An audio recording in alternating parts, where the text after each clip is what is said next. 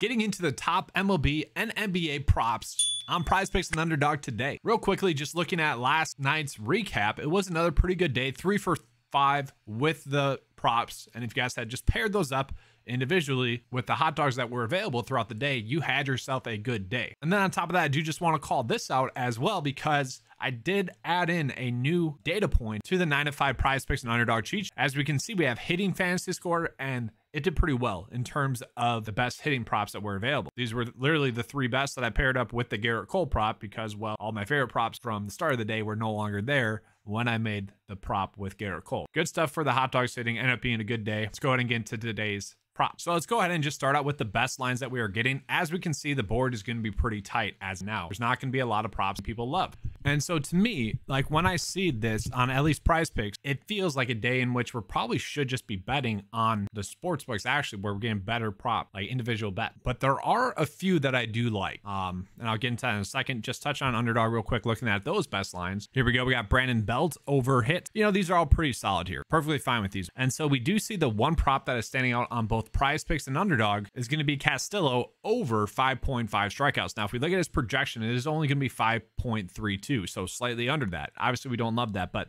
Vegas is giving him about a 54% chance to hit the over. And so what I like about him is obviously going to be his game log. He has produced very well thus far this season. And what's the thing that I always like to look for? I like to look for the consistency. And so we can see he's been at 5 or more strikeouts in every single start thus far. And then part of the reason why I like him is going to be his matchup with Toronto. Over their past 3 games, Toronto has actually given up the most strikeouts to opposing pitchers over the last 3 games, or second most strikeouts. Sorry, third most strikeouts. Okay, they're tied with 2 other teams. The thing is, Toronto's been giving up a lot of strikeouts. And then on top of that, the game's actually going to be at home for Toronto, and Toronto actually has the second worst strikeout rate in home games per 9 innings. So all that should lead up to Castillo being a good fantasy prop. And so the only other thing we could potentially do is maybe we can get a quality start out of him as well. So maybe you could do fantasy, because he has had 3 out of his 5 games be games in which he's gone 6 innings. So I don't mind that prop as well. But to me, I think the pitching strikeouts is going to be the one we want to go with. And then another one that I think is okay would be Valadez over fantasy score. And part of that reason is going to be kind of how they're expecting him to pitch today.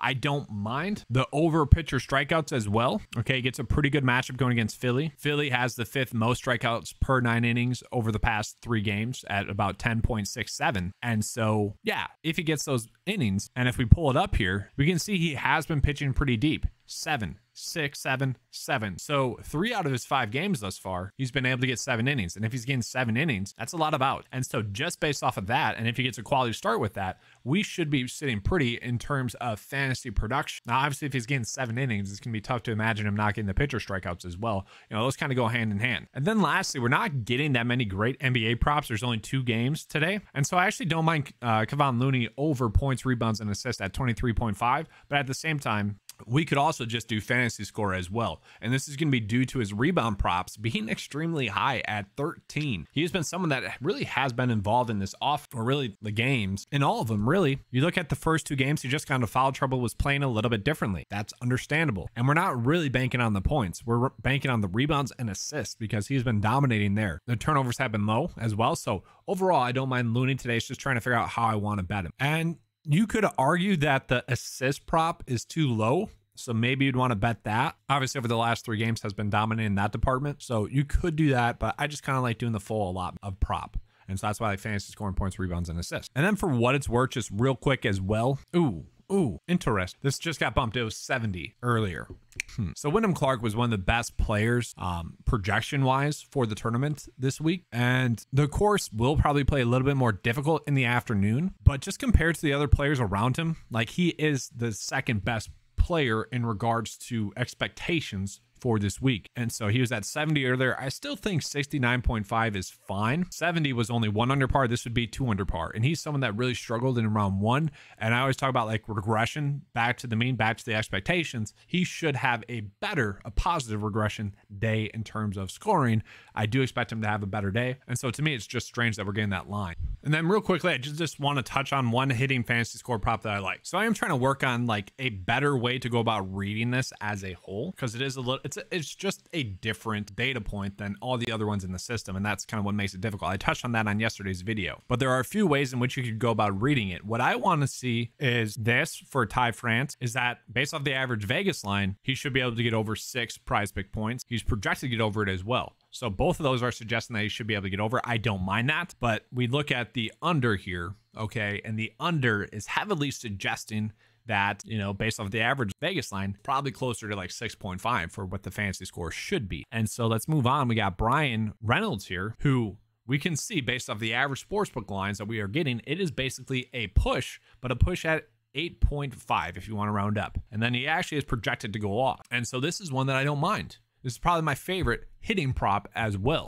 Now, I do want to say these are not going to be as good as the ones I called out at the start of the video. The ones that I used yesterday, the over lines were like -120 or so, while also having the Vegas line be higher and the projections be high. But one really easy way you could use this is just do this. Sort by projected prop line difference. It's going to take the projection minus prop line and see which ones are going to be the best. And so we can see we are just getting like 2 really strong ones today. All right, so full disclosure, I was just going to do Wyndham Clark and then Castillo as my 2 favorite props. That was going to be my bet of the day. So today I'm just saying I like all these lines. I think these are all good lines. I might just pair them all up with Castillo, okay? But I don't like doing that too much. Like, I think this is going to be the best prop that we're going to just make that, okay? And then if you wanted to pair it up with one of these other ones, if you like one of these other ones, go ahead and use that as okay. So as you guys know, I do keep like the record in the link in the description below, and it will be this prop is what I keep the record on.